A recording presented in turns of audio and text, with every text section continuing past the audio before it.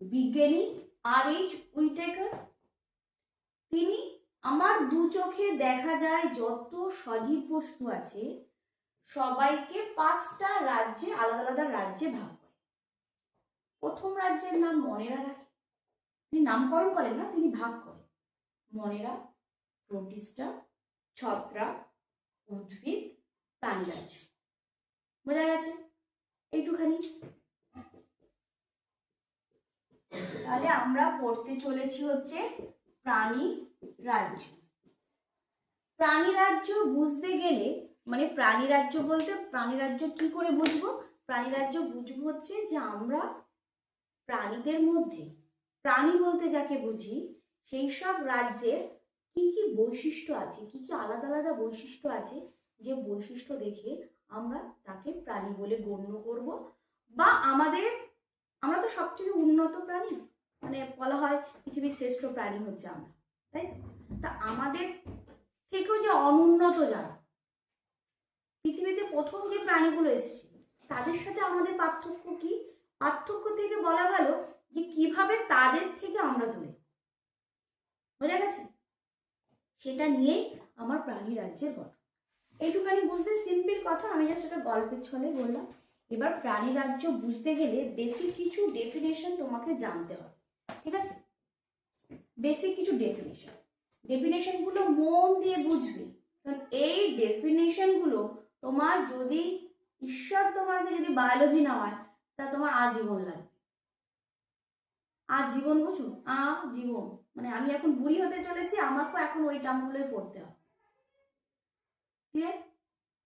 আচ্ছা, প্রাণী রাজ্যে পড়তে গেলে যে বেসিক টার্মের সাথে তোমাকে পরিচিত হতে হবে তার মধ্যে সবার প্রথম হচ্ছে জার্ম স্তর।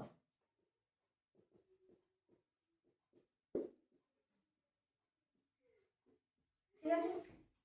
জার্ম স্তর, জার্ম স্তরটা বুঝতে গেলে সিম্পল ভাবে বলছি, জটিল জিনিস কিন্তু আমি চেষ্টা করছি যত সহজে বোঝানো যায়।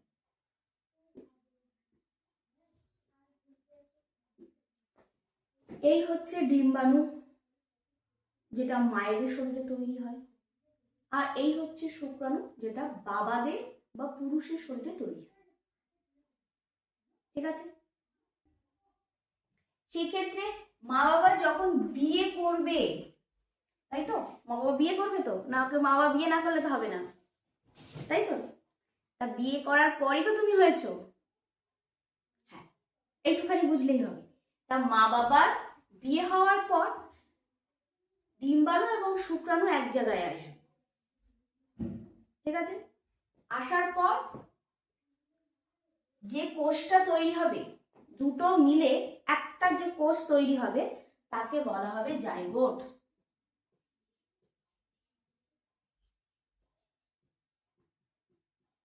ক্লিয়ার? কি বলা হবে? জাইগোট।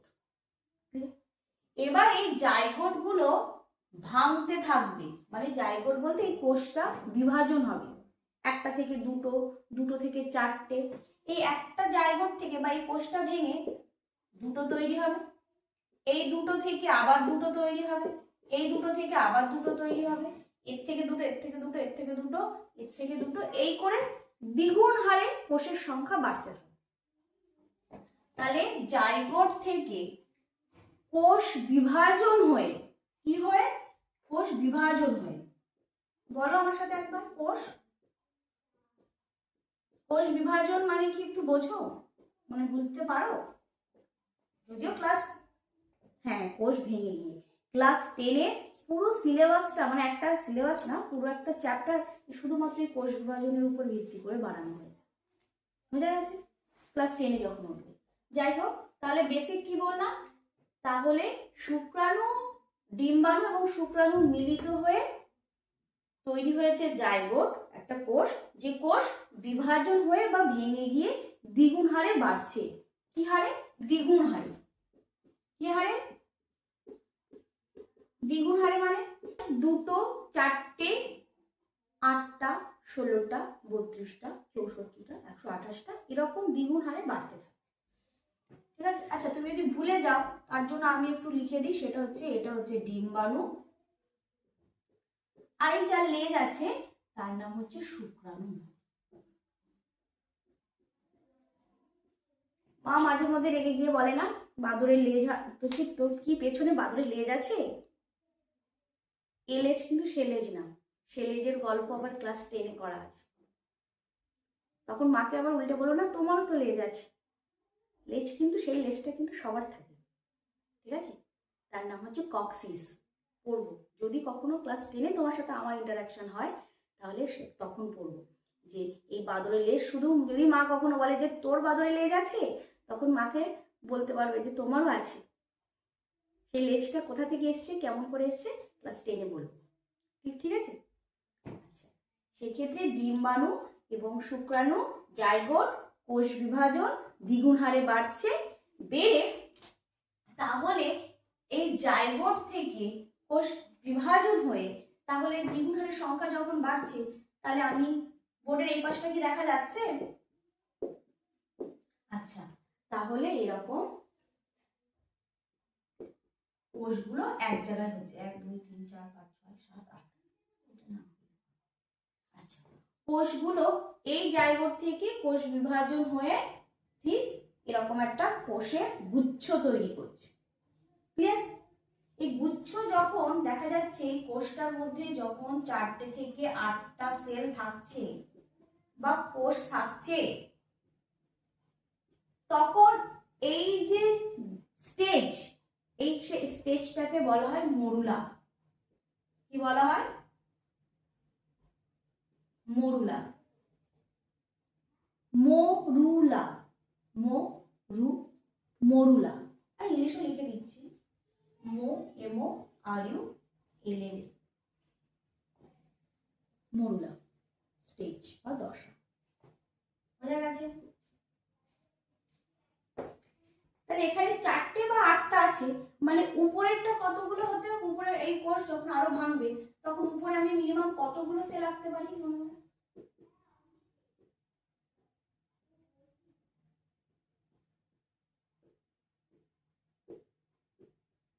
1 2 3 4 5 6 7 8 9 10 11 12 13 14 15 16।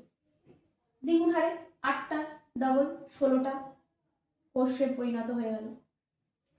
তখন এই কোষগুচ্ছতে যদি 16 থেকে 32টা কোষ থাকে, ঠিক আছে,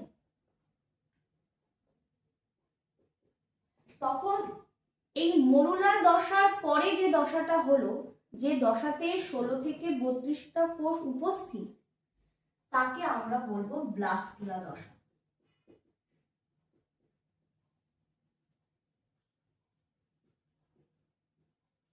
ব্লাস্টুলা দশা।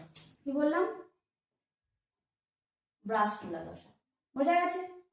তাহলে জাইগোট থেকে কিভাবে মরুলা এবং ব্লাস্টুলাতে এসে, বোঝা গেছে?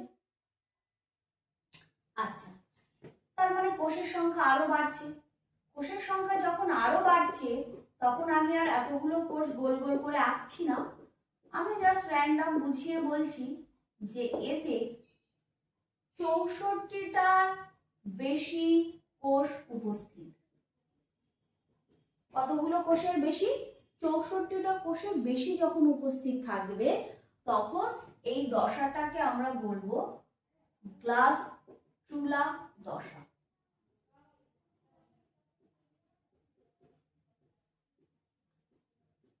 বোঝা গেছে?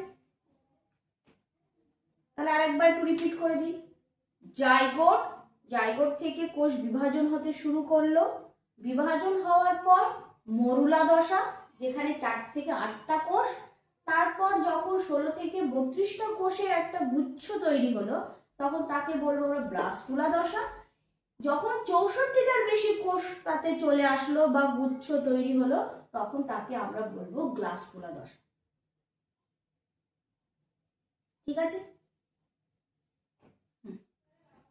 এবার এই স্টেজটা হচ্ছে সব থেকে ইম্পর্টেন্ট। কোন স্টেজটা? এই লাস্ট স্টেজটা, গ্লাস্টুলা দশাটা। সেক্ষেত্রে এই গ্লাস্টুলা দশায় এসে তুমি তোমার মায়ের গর্ভে রোপণ হয়েছ, মানে তুমি তোমার মায়ের গর্ভে ফিক্সড হয়ে গেছো। এবার মা তোমাকে গর্ভে ধারণ করবে। ঠিক আছে, এটা হচ্ছে জরায়ু, যেখানে তোমার ঘর ছিল, তোমার জন্মের আগে তুমি যেখানে বসবাস করতে, মায়ের গর্ভে। ঠিক আছে, এই সেই গর্ভ বা জরায়ু, যেখানে তুমি মায়ের গর্ভে এরকম জায়গা বা যে কোনো এরকম জায়গাও হতে পারে, যে কোনো জায়গায় তুমি ফিক্সড হয়ে গেছিলে এই দশার পরে। ক্লিয়ার? এবার এই দশায় ফিক্সড হওয়ার পরে একটা জিনিস হবে, সেটা হচ্ছে এই কোষগুলো 3টে লেয়ারে এত সুন্দরভাবে ভাগ হয়ে যাবে যে এটা আমাদের ঈশ্বর না করলে হয়তো সম্ভব হতো না। উপরের ওই লেখাগুলো মুছে দিতে পারো, আর এই সুইট কার্ড মুছে দাও।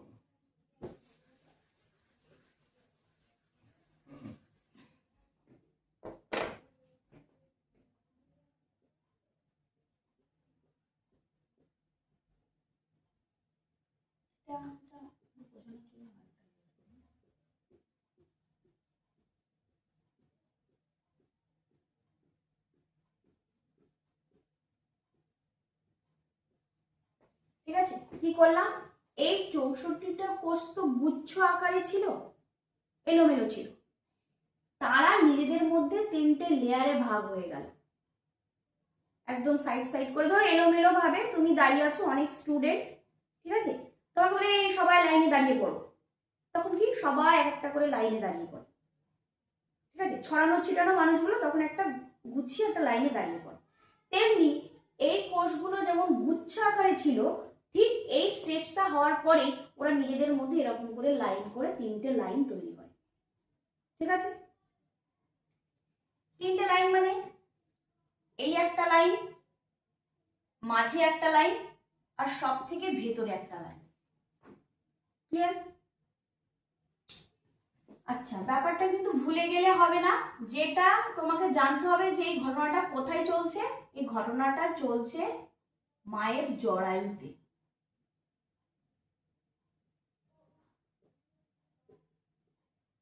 ঠিক আছে, এই ঘটনাটা কোথায় চলছে, মায়ের জরায়ুতে। ক্লিয়ার? এবার এই 3টে লাইনে যে দাঁড়িয়ে পড়লো, 3টে লাইনের আলাদা আলাদা নাম আছে। সব থেকে বাইরে যে লাইনটা, তার নাম হচ্ছে এক্টোডার্ম।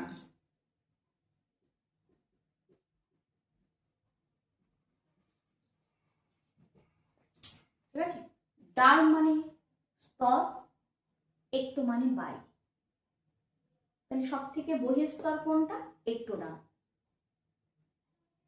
এক্টোডার্ম, ডার্ম মানে হচ্ছে স্তর, লেয়ার, আর একটো মানে হচ্ছে ডার্ম, ডার্ম ম, এটা ম, এটা হ্যাঁ এক্টোডার্ম। ডার্ম মানে কি, ডার্ম মানে হচ্ছে স্তর বা লেয়ার, আর একটো মানে কি, এটা হচ্ছে বাইরে। ক্লিয়ার? তাহলে সব থেকে এই 3টে লাইনের সব থেকে বাইরের যে স্তর তাকে বলা হয় এক্টোডার্ম। ঠিক আছে, মাঝের যে স্তর তাকে বলা হয় মেসোডার্ম।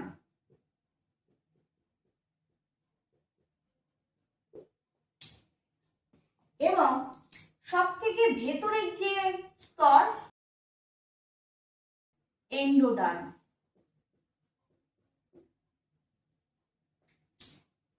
ক্লিয়ার? তাহলে কি বললাম, গ্লাস্টুলা দশার পর কোষগুলো 3টে স্তরে ভাগ হয়ে যায়। ভাগ হওয়ার পরে 3টে স্তরে আলাদা আলাদা নাম আছে, বা আমরা নাম দিয়েছি, বিজ্ঞানীরা নাম দিয়েছি।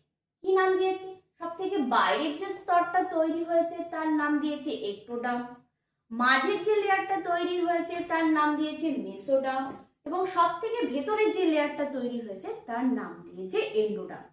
এন্ডো মানে হচ্ছে ভেতরে, ডার্ম মানে স্তর, মেসো মানে মাঝামাঝি, যার নাম হচ্ছে মেসোডার্ম।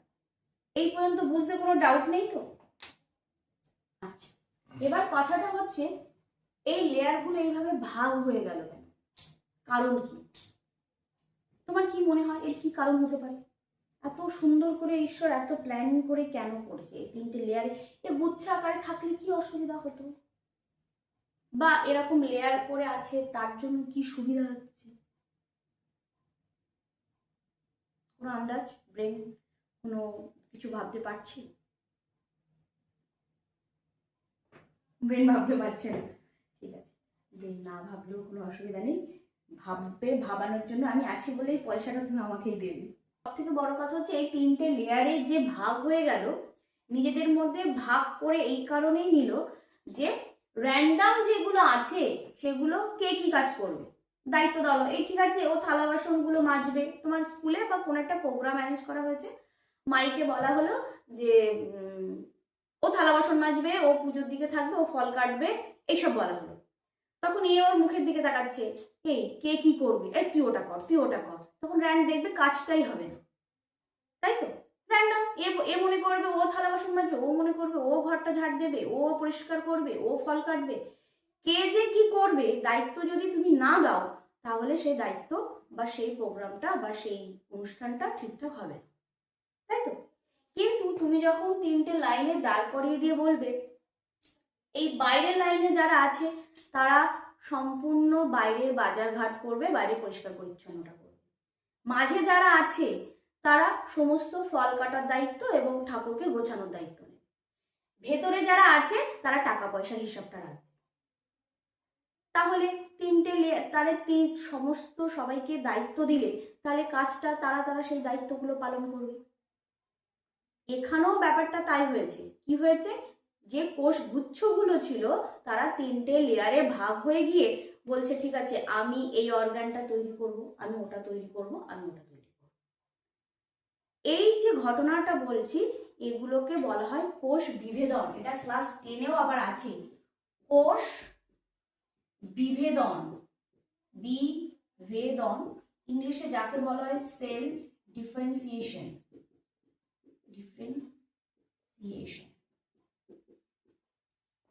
ক্লিয়ার? Cell differentiation. এবার সেক্ষেত্রে এই সেল ডিফারেন্সিয়েশনে দেখা যাচ্ছে বাইরের যে স্তর, সে বলছে, সে হাত তুলে বলছে, মানে হাত তুলে মানে আমি জাস্ট তোমাকে ইমাজিন করতে বলছি, সেলগুলোর কিন্তু আবার হাত নেই যে হাত তুলবে, ঠিক আছে, আমি বলছি। সেক্ষেত্রে একটোডাম সে বলছে যে আমি যত রকম অর্গ্যান বা বাইরের আবরণী আছে, কভার আছে, যেমন আমাদের স্কিন একটা কভার, হৃৎপিণ্ড যে আছে তার একটা কভার দরকার, কিডনি যে আছে তার কভার দরকার, লাংস বা ফুসফুস যা আছে তার কভার দরকার। সবকিছুর কভার বা আবরণী তৈরি করার দায়িত্ব আমার, ঠিক আছে? সেক্ষেত্রে একটোডাম তার কাজগুলো দায়িত্বগুলো পালন করবে। মেসোডাম আরো অনেক আছে, সেগুলো আমি যাচ্ছি না, আমি বেসিকটুকু যাচ্ছি, খুব কম কথাই জাস্ট বোঝানোর জন্য যাচ্ছি। মেসোডাম বলছে ঠিক আছে আমি তাহলে রক্ত লসিকা যা আছে সেগুলো তৈরি করব, বডিতে যত রক্ত এবং লসিকা ভাগগুলো আছে তার দায়িত্ব আমি নিচ্ছি, ওগুলো ভাই আমি তৈরি করব। মিটে গেল। তাহলে মেসোডামের দায়িত্ব পালন করলো। এন্ডোডামের যেহেতু সব থেকে ভেতরে থাকছে, তাহলে ওকে খুব গুরুত্বপূর্ণ পার্টের দায়িত্ব রাখা হবে। যেমন যারা ভেতরে থাকে বা কোনো একটা কমিউনিটির ভেতরে বা মাথায় যারা থাকে দেখবে তারা খুব গুরুত্বপূর্ণ দায়িত্ব পালন করে।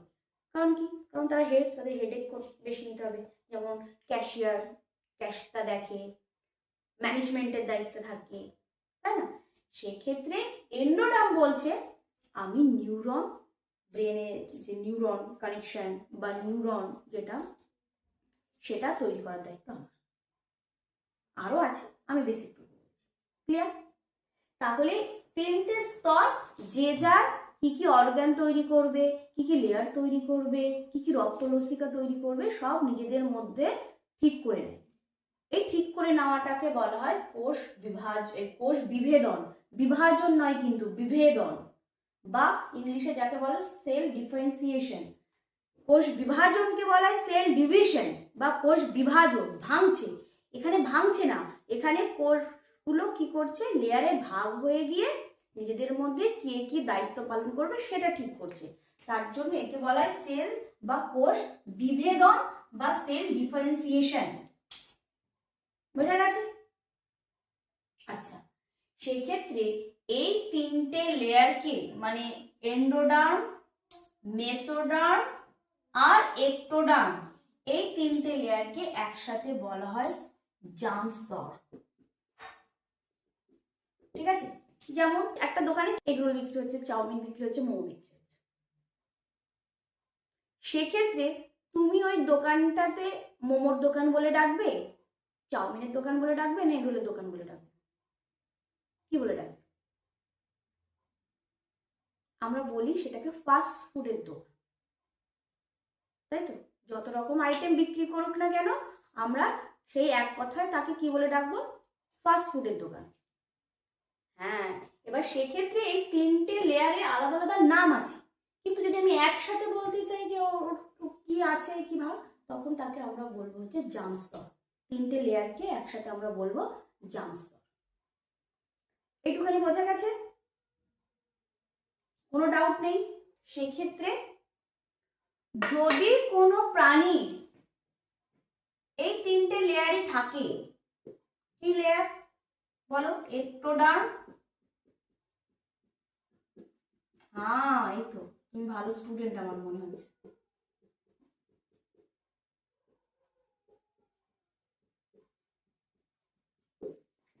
এক্টোডার্ম, মেসোডার্ম, এন্ডোডার্ম, এই তিনটে লেয়ারই যদি কোনো প্রাণীর পাওয়া যায়, তখন তাকে আমরা বলবো ট্রিপ্লোব্লাস্টিক। ট্রিপ্লোব্লাস্টিক।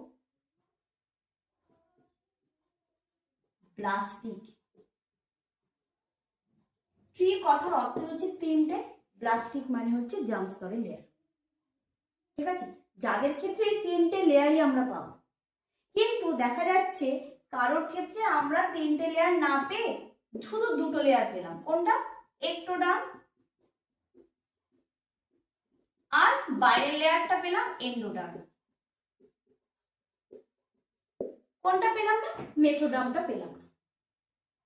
তখন তাকে আমরা যে নামে ডাকবো সেটা হচ্ছে ডিপ্লোব্লাস্টিক।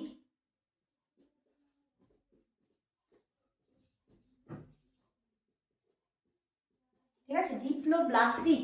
ডিপ্লো, ডি কথার অর্থ হচ্ছে দুটো। ঠিক আছে, যাদের ক্ষেত্রে তিনটে লেয়ার বর্তমান তাদেরকে আমরা বলবো ট্রিপ্লোব্লাস্টিক, যাদের ক্ষেত্রে দুটো লেয়ার বর্তমান তাদেরকে আমরা বলবো হচ্ছে ডিপ্লোব্লাস্টিক। সিলোম কথার অর্থ হচ্ছে, এক কথায় বলবো, সিলোম মানে হচ্ছে দেহ গহ্বর। দেহের মধ্যে যদি কোনো গহ্বর থাকে, প্রেজেন্ট থাকে, কোনো প্রাণীর ফাঁকা স্থান যদি প্রেজেন্ট থাকে, তখন তাকে আমরা বলবো সিলোম। ঠিক আছে, যেটা মেনলি মেসোডার্ম থেকে তৈরি হয়, এই মেসোডার্ম স্তর থেকে তৈরি হয়। ক্লিয়ার? তো সেই ক্ষেত্রে একটুখানি বোঝো, যদি আবার পরবর্তীতে এই টার্মটা আসে কোথাও, তখন আমি ডিটেলসে বুঝিয়ে দেব। সেক্ষেত্রে আমরা প্রাণী রাজ্যের প্রথম উপরাজ্য পড়তে চলেছি, সেটা হচ্ছে পরিফেরা। ঠিক আছে, কি পড়তে চলেছি? পরিফেরা। পরিফেরার পরি কথার অর্থ হচ্ছে পোর, বাংলায় যাকে আমি বলবো ছিদ্র।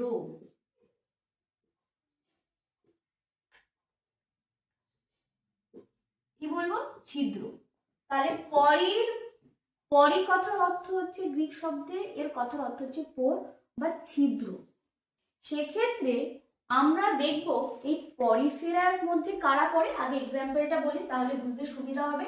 উদাহরণ, যে কারা এই পরিফেরা উপরাজ্যের অন্তর্গত, সেটা হচ্ছে আমাদের সাইকন। এরা কিন্তু সবাই জলে থাকে।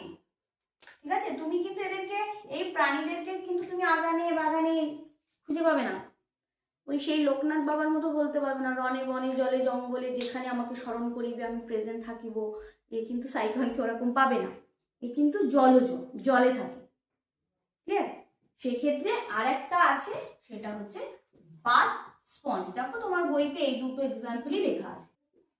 তাহলে আমরা প্রথমে উদাহরণটা দিয়ে শুরু করলাম, তাহলে আমাদের বুঝতে সুবিধা হবে। ঠিক আছে, তাহলে পরিফেরার কথার অর্থ পোর বা ছিদ্র। তাই এই গোত্রভুক্ত বা এই উপরাজ্যভুক্ত প্রাণীদেরকে বাংলাতে ছিদ্রাল প্রাণীও বলা হয়। ছিদ্রাল প্রাণী। কেন বলা হলো তোমার মনে হলো? কারণ অসংখ্য ছোট ছোট ক্ষুদ্র ক্ষুদ্র ছিদ্র এদের বডিতে বর্তমান, বা দেহে অসংখ্য ছিদ্র উপস্থিত থাকে। ঠিক আছে, উদাহরণ, হ্যাঁ ছিদ্রযুক্ত প্রাণী বলেই ছিদ্রাল প্রাণী বলে, ভেরি গুড। ঠিক আছে, সেক্ষেত্রে উদাহরণে আমরা কি দেখলাম? সাইকন আর বাথ স্পঞ্জ। এবার আমরা একটু ছবিটা দেখব। আমি সেক্ষেত্রে সাইকনের ছবিটা আঁকছি। সাইকনের ছবি আঁকছি, সাইকনের ছবিটা দেখো। সাইকন জলজ প্রাণী, সাইকনের ছবি আঁকলাম। তো সেক্ষেত্রে আমরা পরিফেরার কি কি বেসিক বৈশিষ্ট্য হতে পারে আমি সেটা নিয়ে বলবো, এবং আমি যে বৈশিষ্ট্যগুলো তোমাকে বোঝাতে চলেছি বোর্ডে বা ওয়েস্ট বেঙ্গল বা তুমি যে এক্সামগুলো দেবে, সেমিস্টারগুলো দেবে, মেনলি কিন্তু কোয়েশ্চেন টার্গেট করা হয় এইসব বৈশিষ্ট্যের উপরে। ঠিক আছে, কি বললাম? এটা কেন প্রথমে বুঝতে হবে ছবিটা কেন আঁকলাম বা এইভাবেই কেন আঁকলাম। এই যে নিচে যে ডিজাইনটা করেছি, তোমার মনে হয় কি এটা আমি একটু দেখতে সুন্দর বা দেখতে ভালো লাগবে বলে এই স্টাইলটা দিয়েছি? না, যেহেতু সাইক্লোন কোনো কিছুর সাথে অ্যাটাচ থাকে, জলের মধ্যে কোনো কিছুর সাথে অ্যাটাচ থাকবে, ধরে থাকবে, তার জন্য আমি এটা এঁকেছি। ডাউট নেই? সেক্ষেত্রে সাইক্লোনের বডিতে অসংখ্য ছোট ছোট ছিদ্র বর্তমান। ক্লিয়ার? তার জন্যই এদেরকে ছিদ্রাল প্রাণী বলা হয়েছে। কিন্তু ছোট ছোট ছিদ্র অসংখ্য থাকলেও একটা বড় ছিদ্র বর্তমান এই যে মাথার দিকে, প্রান্তে দিকে। তোমার বইতেও যে অসিকিউলাম, একদম বড় ছিদ্রটাকে তাহলে আমরা কি নাম দেব? অসিকিউলাম। ক্লিয়ার? ছোটটাকে কি নাম দেব? অস্টিয়া।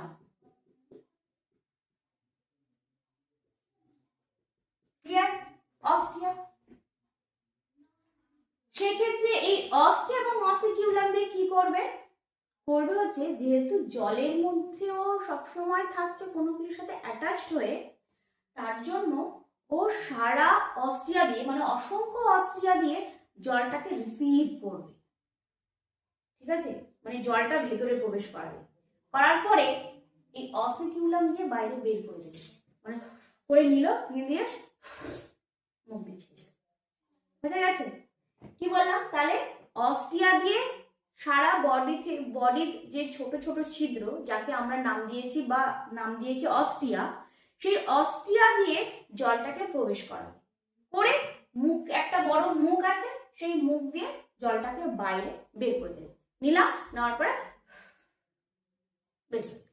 ক্লিয়ার? তাহলে এই বড় ছিদ্রটার কি নাম হলো? অসিকিউলাম। ছোট ছিদ্রটার নাম হচ্ছে অস্টিয়া। তাই যেহেতু এর বডিতে এই সিস্টেমটা আছে, তাই এই সিস্টেমটাকে বলা হয় নালিকা তন্ত্র বা নালীতন্ত্র। নালিকা তন্ত্র। ঠিক আছে, যেহেতু এরকম একটা সিস্টেম ওর বডিতে বর্তমান, তাই এই সিস্টেমটাকে আমরা বলবো নালিকা তন্ত্র, বা তোমার বইতে লেখা থাকতে পারে নালীতন্ত্র, ইংলিশে যাকে আমরা বলবো ক্যানাল সিস্টেম।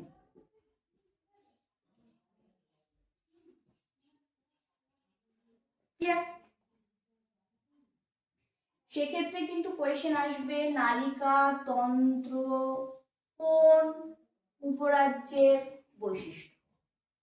এক, ছোট পরিফেরা বা বলতে পারে ছোট ছিদ্রগুলোকে কি নাম ডাকা হয়? বড় ছিদ্রটাকে কি বলা হয়? এরকম ছোট ছোট এমসিকিউতে থাকতে পারে, শূন্যস্থানে থাকতে পারে, বা 1+1 কোনো যদি কোয়েশ্চেন থাকে তাহলে সেখানেও থাকতে পারে। এটা বুঝতে অসুবিধা নেই। এইবার আমি যাব হচ্ছে ওর মধ্যে যেটা হচ্ছে ওর দেহ কাঠামো, ওর দেহের গঠন। ওর দেহের গঠনে আমরা দেখব অসংখ্য স্পিকিউল, এরকম স্পঞ্জ তন্তু দিয়ে তৈরি থাকে। ওর দেহটা এরকম স্পঞ্জ তন্তু দিয়ে তৈরি থাকে। এছাড়াও এর বডিতে কোয়ানোসাইট কোষ থাকে। কোয়ানোসাইট কোষগুলোকে আঁকি, এরকম কোয়ানোসাইট কোষ প্রেজেন্ট থাকে, ঠিক আছে। এই কোষগুলোকে বলা হয় কোয়ানোসাইট।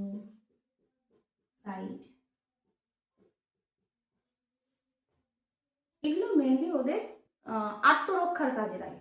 সবসময় আমি কাউকে খাওয়ার হিসেবে গ্রহণ করবো এরকম তো হয় না, আমাকেও কেউ খেতে পারে। তো এরা আত্মরক্ষার কাজে ওরা ব্যবহার করা হয়, ঠিক আছে। তাহলে আমরা কি কি বৈশিষ্ট্য মেনলি আমরা পরিফেরার পেলাম?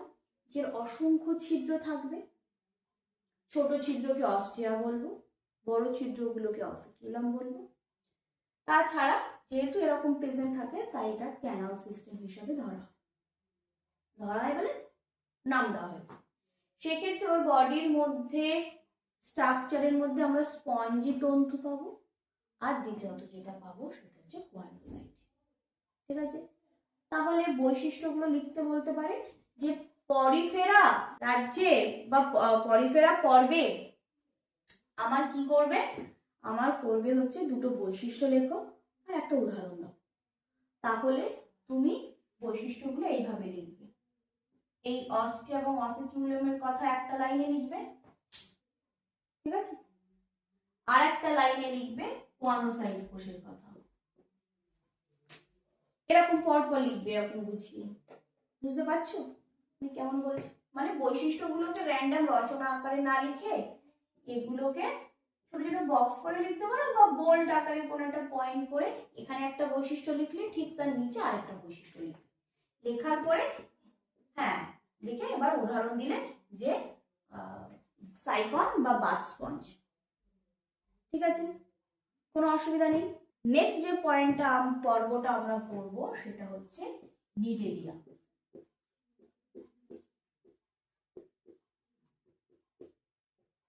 নেক্সট পয়েন্টটার নাম হচ্ছে নিডেরিয়া, ঠিক আছে। নিডেরিয়া এই নামটা যেমন পরিফেরা অসংখ্য ছিদ্র আছে বলে পরিফেরা নাম হয়েছে, সেক্ষেত্রে এই নিডেরিয়া নামটা হয়েছে এই পর্বের প্রাণীদের মধ্যে নিডোব্লাস্ট। হ্যাঁ এই নিডোব্লাস্ট কোষ উপস্থিত থাকায়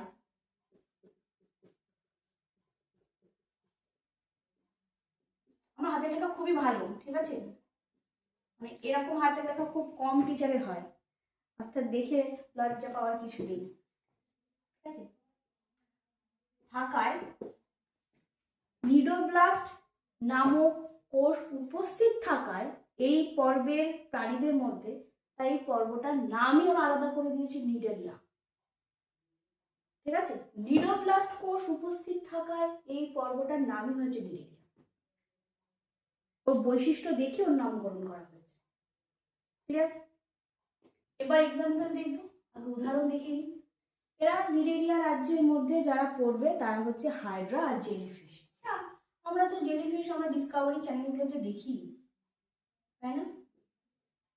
হাইড্রা জেলিফিশ দেখেছো? তা ওরা সবাই নিডেরিয়া অন্তর্ভুক্ত, ঠিক আছে। এই রাজ্যের মেইন যে বৈশিষ্ট্যটা প্রেজেন্ট সেটা আমি আর ব্যাখ্যা করব, এটা তুমি আমাকে ব্যাখ্যা করো। সেটা হচ্ছে নিডেরিয়া পর্বের প্রাণীরা ডিপ্লোপ্লাস্টিক। বলো তার মানে কি?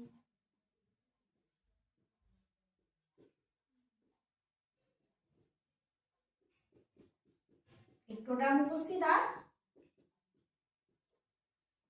আর এন্ডোডার্ম, মানে জার্ম স্তরের মাত্র দুটো লেয়ার উপস্থিত এদের বডিতে।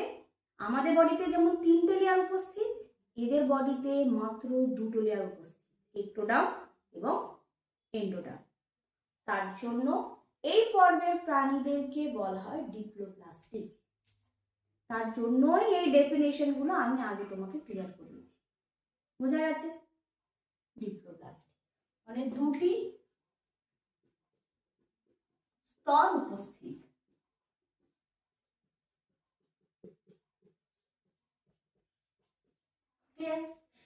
নেক্সট যে বৈশিষ্ট্যটা সেটা হচ্ছে নিডোপ্লাস্ট কোষটা, তো এটাও একটা বৈশিষ্ট্যের মধ্যেই পড়ে, ঠিক আছে, এটাও একটা বৈশিষ্ট্যের মধ্যে পড়ে। এরাও দংশন উপাঙ্গ বলা হয়, ঠিক আছে। নিডোপ্লাস্ট বা ওর যে দংশন উপাঙ্গ তাকে বলা হয় নিমাটোসিস্ট। দংশন উপাঙ্গ, দংশন মানে হচ্ছে বাইট করা বা কাউকে মানে নিজের আত্মরক্ষার জন্য যদি কাউকে কামড়ানো বলতে ওর যে আমরা যেভাবে কামড়াই দাঁত দিয়ে এরকম কামড়ানো নয়, মানে নিজের আত্মরক্ষার জন্য যদি কাউকে কোনো প্রভাব ফেলে সেটাকে বলা হয় দংশন। আর যে অঙ্গটা দিয়ে করবে তাকে উপাঙ্গ বলবো।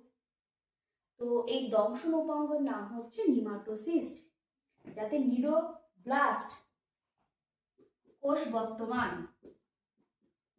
এরা এমন একটা বিষাক্ত জিনিস জেলিফিশের চারপাশে কিন্তু বেরোয়। তুমি যদি ওকে ধরতে যাও তা ওই নিডোপ্লাস্ট কোষ থেকে যে ক্ষরণটা হবে সেটা কিন্তু তোমার ক্ষতি করতে পারে বা তোমাকে হার্ম করবে, তোমার সেলগুলোকে ড্যামেজ করতে পারে, কোষগুলোকে মারতে পারে। তাই ওই জন্য যাই তাই তুমি জেলিফিশ দেখলে আর ধরে নিয়ে আসলে এটা সম্ভব হবে না হয়তো, আর সম্ভব হলেও তোমাকে অনেক সাফার করতে হবে। কেন? কারণ তাদের শরীরে নিডোপ্লাস্ট কোষের দ্বারা বা যে উপাঙ্গ দিয়ে তোমাকে ক্ষতি করবে তার নাম হচ্ছে নিমাটোসিস্ট উপস্থিত, ঠিক আছে। এটা নিরেরিয়া পর্বের সব থেকে গুরুত্বপূর্ণ বৈশিষ্ট্য। একে আলাদা করেও 1 নম্বরে কোয়েশ্চেন আসবে, আলাদা করে শুধুমাত্র নিমাটোসিস্টের উপরে ভিত্তি করে। বোঝা গেছে? আর তাছাড়া তো আমরা হাইড্রা দেখেছি, হাইড্রার কথা বলি, এটা তো আমি জেলিফিশের কথা বা এই কথা বললাম। হাইড্রার শরীরে এরকম অসংখ্য কোষিকা থাকে, এগুলোকে বলা হয় কোষিকা, ঠিক আছে। এরাও জলের মধ্যে আন্দোলিত হতে থাকে, জলের যে ঢেউয়ের জন্য আন্দোলিত হতে থাকে, তার জন্য সেন্স করতে পারে কেউ আমাকে খেতে আসছে না আমি খাবো, ঠিক আছে, আমারও তো খাওয়ার দরকার, তা আমি খাবো না আমাকে খাবে, এই যে সেন্স, এই সেন্সটা কিন্তু কোষিকা দিয়ে করে। মাথার উপরে এরকম জলের ঢেউ সবসময় নড়তে থাকে, ঠিক আছে। আর একটা গুরুত্বপূর্ণ বৈশিষ্ট্য এর আছে, সেটা হচ্ছে মেসোগ্লিয়া।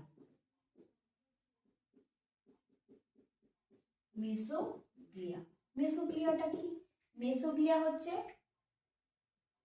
একটোডার্ম থাকছে, এন্ডোডার্ম থাকছে, মানে কোষগুলো থাকছে। আমি আর কোষগুলো আঁকছি না, জাস্ট তোমাকে বোঝানোর জন্যই বলছি, ঠিক আছে। কি থাকছে? যেহেতু এটা ডিপ্লোব্লাস্টিক তার জন্য একটোডার্ম থাকছে আর এন্ডোডার্ম থাকছে, ক্লিয়ার? সেক্ষেত্রে কি প্রেজেন্ট নেই? কোন স্তরটাই প্রেজেন্ট নেই? এক্স্যাক্টলি মেসোডার্মটা প্রেজেন্ট নেই।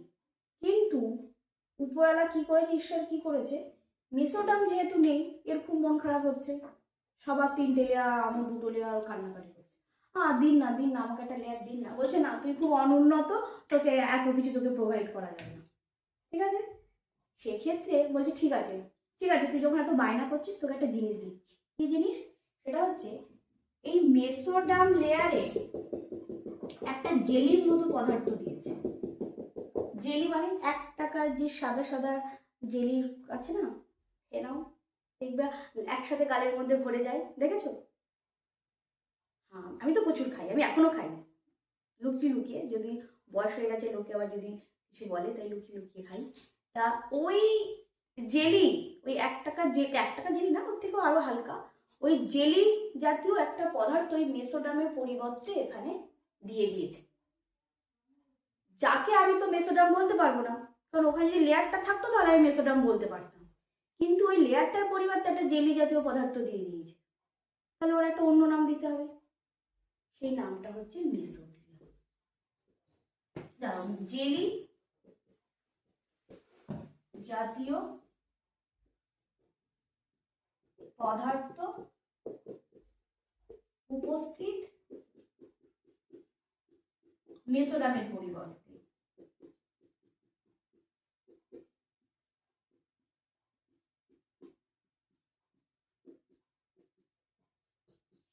ঠিক আছে, তাহলে মেসোডার্মের পরিবর্তে যে জেলি জাতীয় পদার্থ উপস্থিত তাকে আমরা বলছি মেসোগ্লিয়া। ঠিক আছে, তাহলে এবার আমাকে বলো, সামারি করো, যে নিডেরিয়া পর্বে তুমি কি কি বৈশিষ্ট্য পেলে। ফার্স্ট অফ অল 1 নম্বরে আমরা পেলাম, প্রথমে আমি বললাম এদের শরীরে বিশেষ এক ধরনের কোষ উপস্থিত, সেটা হচ্ছে নিডোব্লাস্ট, তার জন্যই পর্বটার নাম হয়েছে নিডেরিয়া। সেকেন্ড যেটা পেলাম সেটা হচ্ছে ডিপ্লোব্লাস্ট, একটোডাম আর এন্ডোডাম, এই দুটো স্তর উপস্থিত। ঠিক আছে, 3 নম্বরে যেটা পেলাম সেটা হচ্ছে নিমাটোসিস্ট নামক একটা দংশনকারী উপাঙ্গ থাকে, যার মধ্যে নিডোব্লাস্টটা উপস্থিত। 3 নম্বর। আর লাস্ট যেটা আমরা বলতে চলেছি সেটা হচ্ছে ওর মেসোডার্মের পরিবর্তে একটা জেলি জাতীয় পদার্থ উপস্থিত আছে, সেটা হচ্ছে মেসোগ্লিয়া। এটা হচ্ছে বেসিক। আরো একটা পয়েন্ট আছে, সেটা হচ্ছে গ্যাস্ট্রোভাস্কুলার স্তর, সেটা তুমি মনে রাখতে পারো, কিন্তু বেসিক যে কোয়েশ্চেনগুলো আসে সেটা এই পয়েন্টগুলোর উপরে ভিত্তি করেই আসে। যদি কখনো গ্যাস্ট্রোভাস্কুলার স্তরকে আরো বেশি ইম্পর্টেন্ট মানে কোয়েশ্চেন আমরা পাই সলভ করতে গিয়ে, তখন তোমাকে আবার আমি বুঝিয়ে দেবো বা ওটা বুঝিয়ে দেবো। ক্লিয়ার? তাহলে আজকের মতো এখানে থাক।